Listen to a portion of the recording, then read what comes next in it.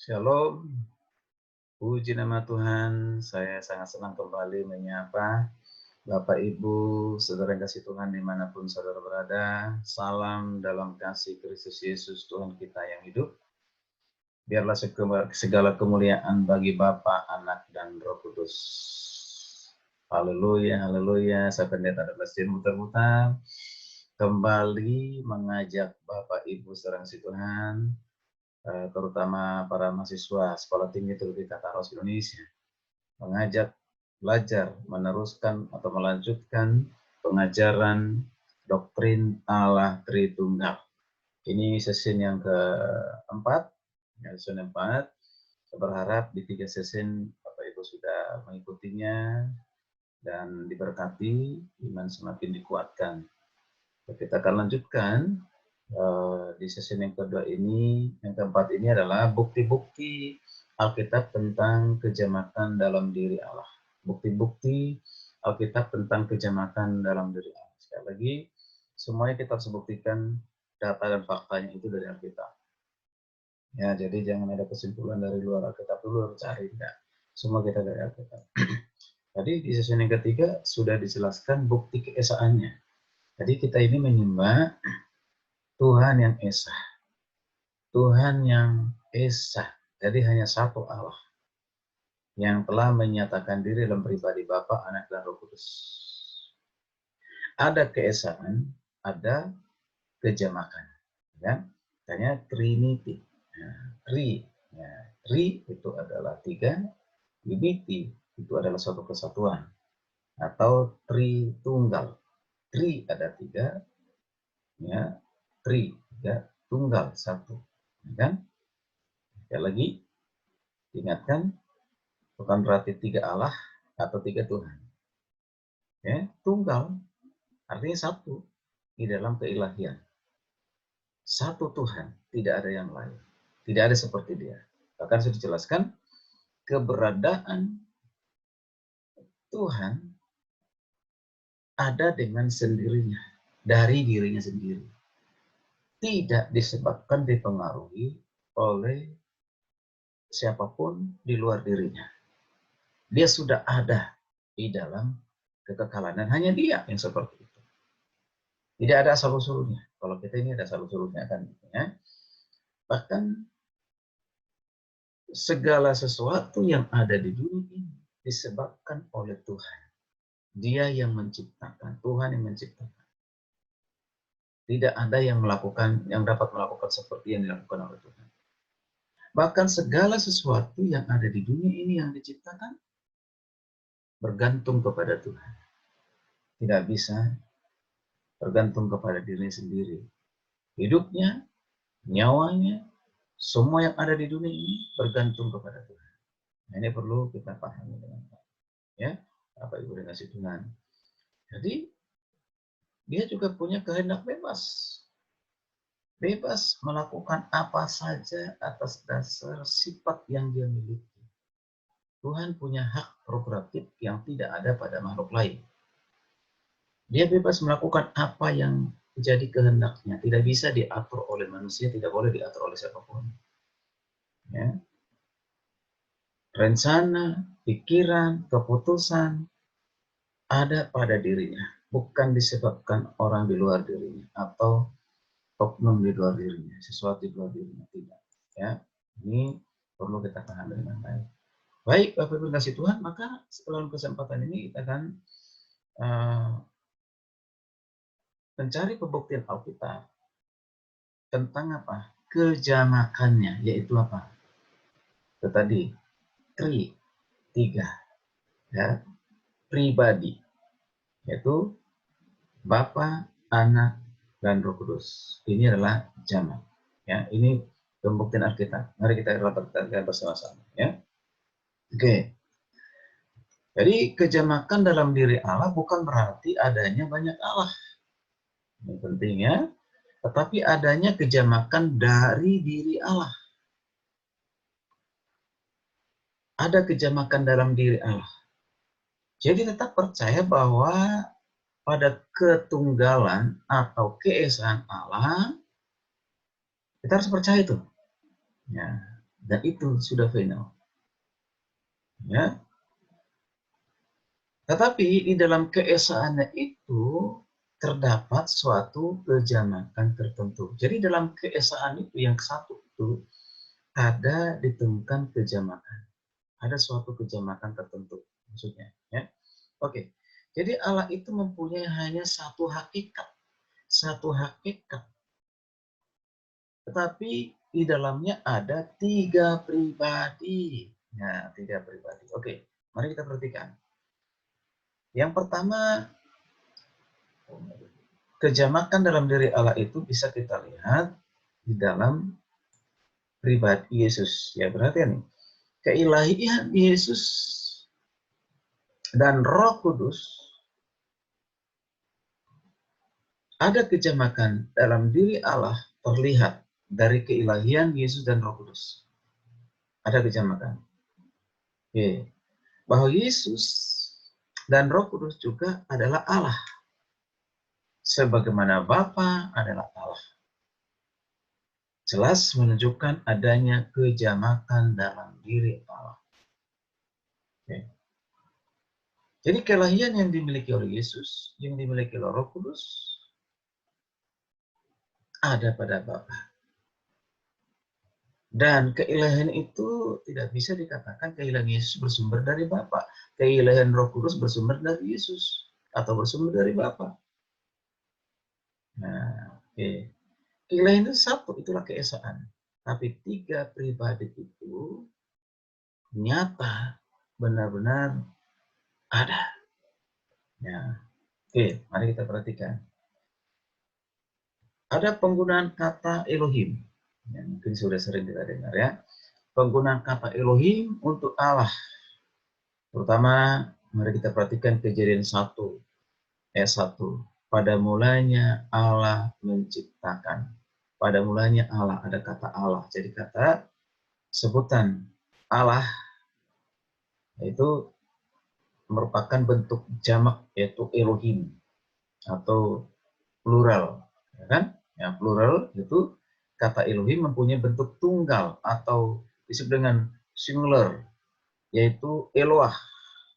Eloah yang digunakan antara lain dalam Ulangan 32 ayat 15 sampai 17 dan juga di Habakuk 3 ayat 3. Nanti silakan dibaca ayat ini ya.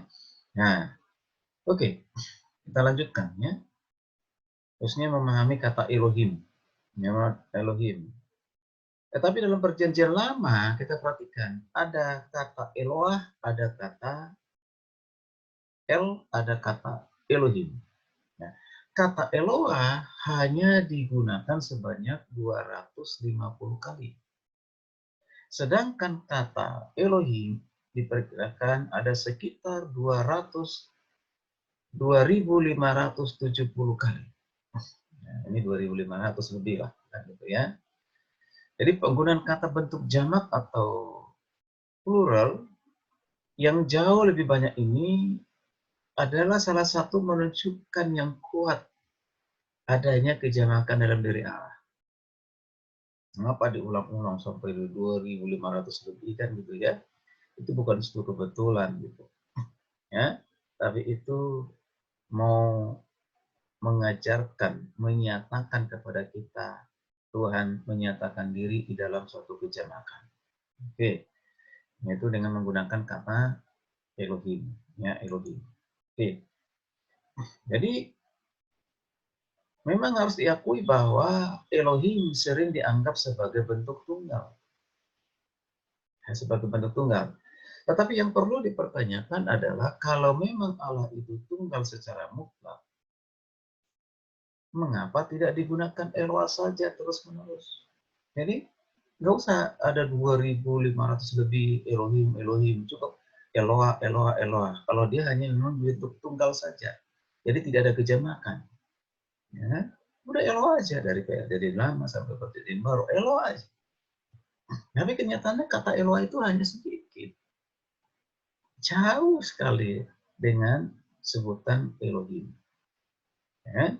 Nah ini, jadi tidak bisa lagi dipikiri bahwa kata Elohim itu menunjukkan, membuktikan kejamakan di dalam diri Allah. Jadi mengapa digunakan Elohim? Dan lebih lagi mengapa digunakan Elohim lebih banyak daripada Eloah? Nah itu dia. Ya, artinya, oke.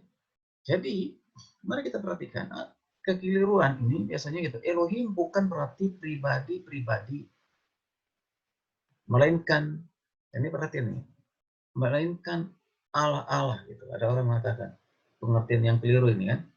Elohim itu berarti apa? Ya, pribadi-pribadi.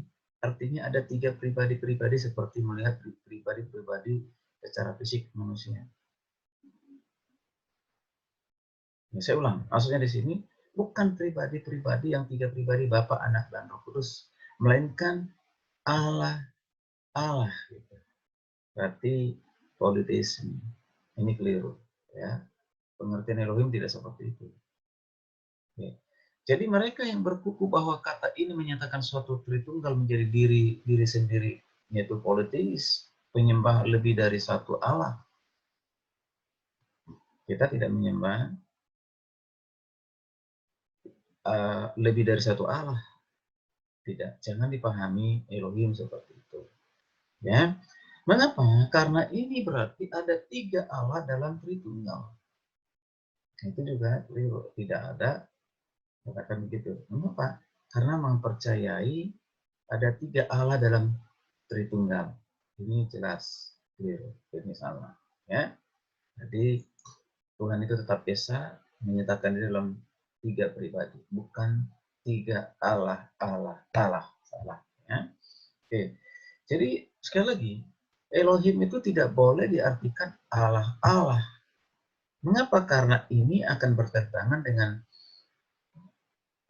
ayat-ayat yang menggunakan kata Eloah. Ya, kata Eloah. Oke. Eloah itu esa tunggal. Ya. Eloah itu tidak boleh diartikan Allah yang satu secara mutlak. Allah yang satu secara mutlak. Karena juga akan bertentangan dengan ayat-ayat yang menggunakan kata Elohim atau sebutan Elohim. Ya. Jadi, bagaimana untuk mengharmoniskan ayat-ayat menggunakan Eloah dengan ayat-ayat menggunakan Elohim? Nah, haruslah diartikan bahwa Allah itu tunggal dalam hakikatnya. Sekali lagi, Allah itu tunggal dalam hakikatnya, tetapi jamak dalam pribadinya. Jamak dalam pribadinya. Nah, mudah-mudahan mengerti maksudnya. Oke, mari kita perhatikannya sebagai contoh. Ya, jadi penggunaan kata bentuk jamak untuk Allah dalam hubungannya dengan Allah dengan kata ganti orang bentuk jamak. Kata ganti orang bentuk jamak. Contoh. Jadi mungkin dalam persoalan ini contoh ayat yang terpenting adalah Yesaya 6 ayat 8b. Karena dalam ayat ini kita ada kata ganti orang bentuk tunggal dan jamak untuk menyatakan Allah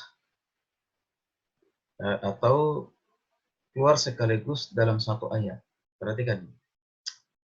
Ya, dalam satu ayat ini ada bentuk tunggal, ada bentuk jamak.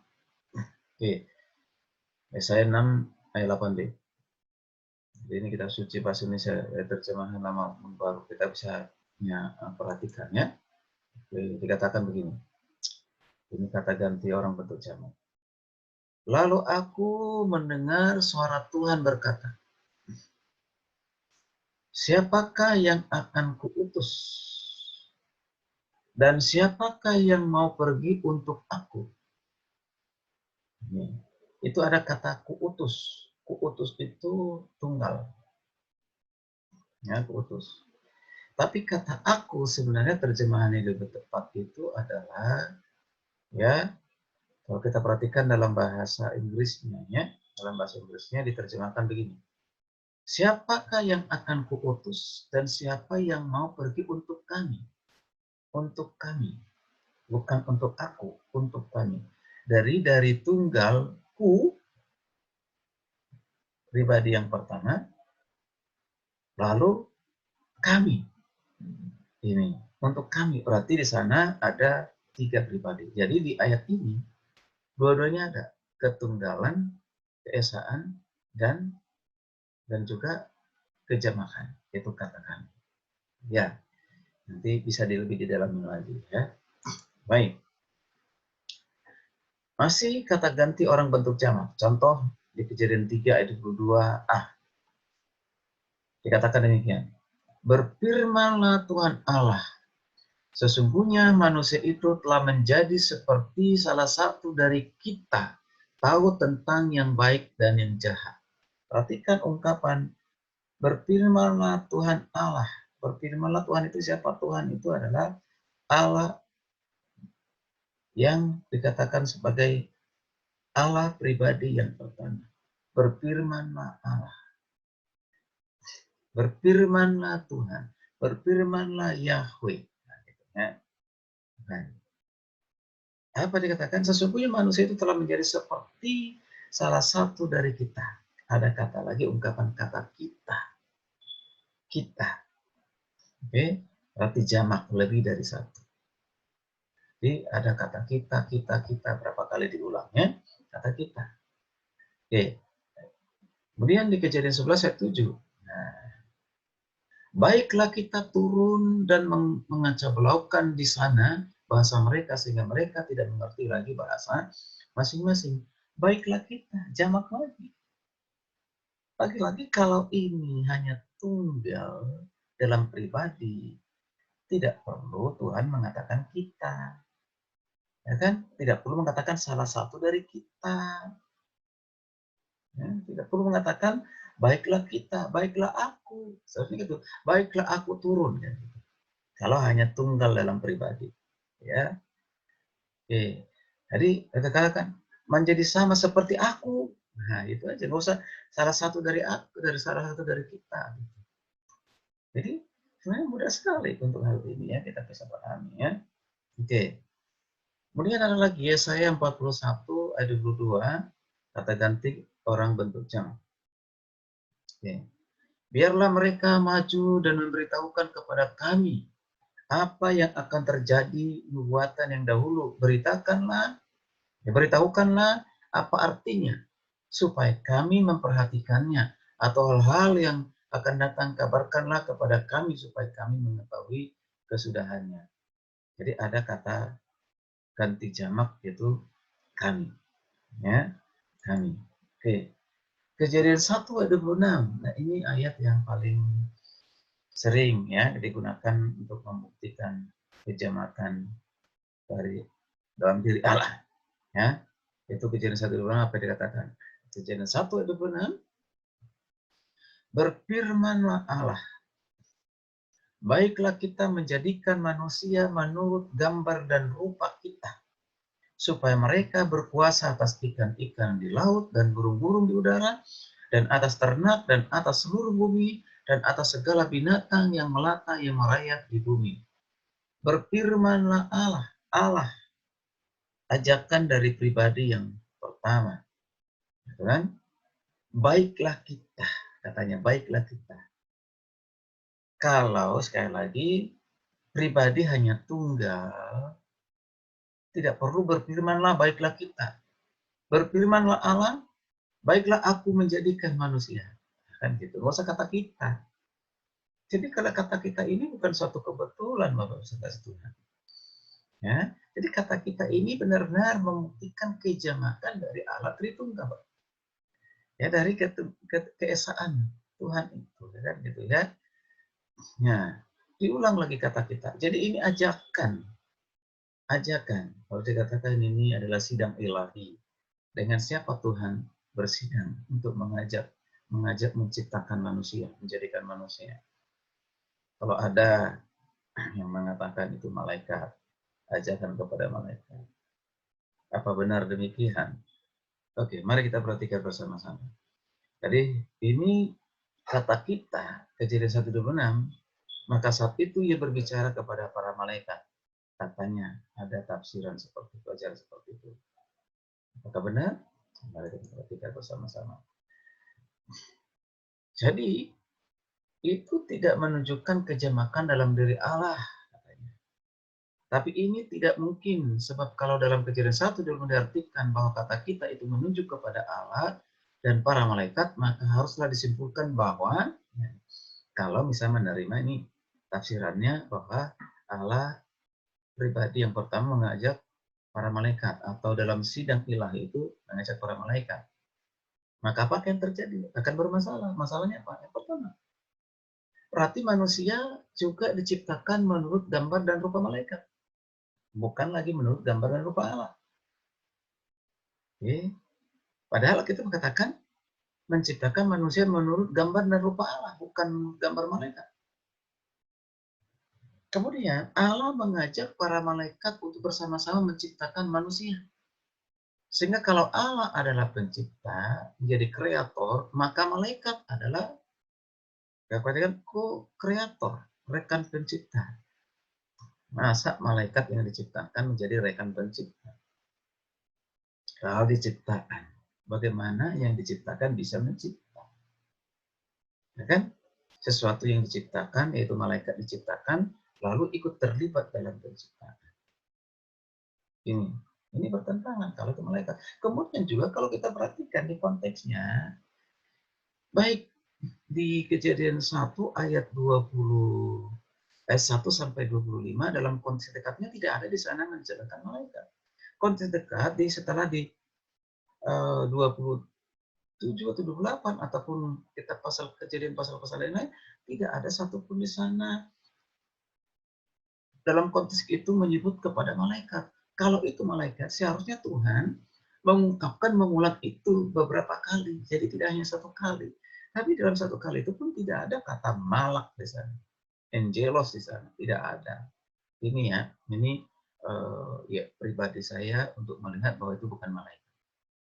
Tuhan tidak mengajak malaikat dalam sidang ilahi untuk menciptakan. Tidak. Ya. Oke.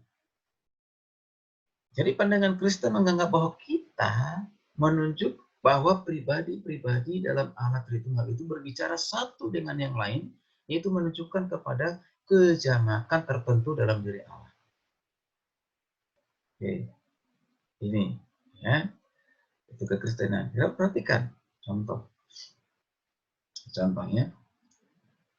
Jadi sekali lagi tadi Kejadian 1:26 ini sebelum lagi kata kita di situ adalah ajakan kepada pribadi yang kedua dan pribadi yang ketiga, yaitu Anak dan Roh Kudus. Jadi Bapa, Anak, Roh Kudus terlibat dalam penciptaan. Ya, dari Kejadian 1 ayat 1 aja udah jelas. Kemudian nanti kita lihat Alkitab secara komprehensif akan menjelaskan bahwa Yesus pun adalah pencipta, Roh Kudus pun pencipta. Dua pribadi ini melakukan seperti apa yang dilakukan oleh Bapa.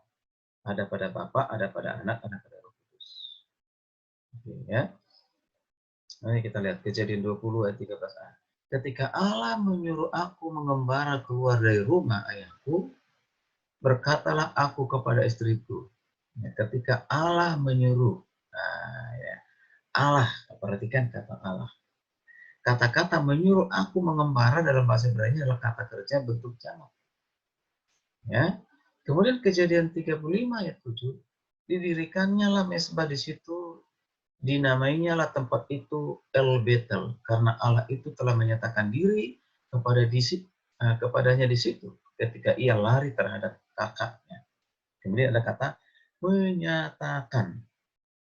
Lagi-lagi kata menyatakan dalam bahasa Ibrani itu adalah kata kerja bentuk jamak. Jadi menyatakan itu adalah bentuk jamak. Oke. Nah, kita lanjutkan. Kata kerja dalam bentuk jamak. Dalam 1-2 Samuel 7 ayat 23a.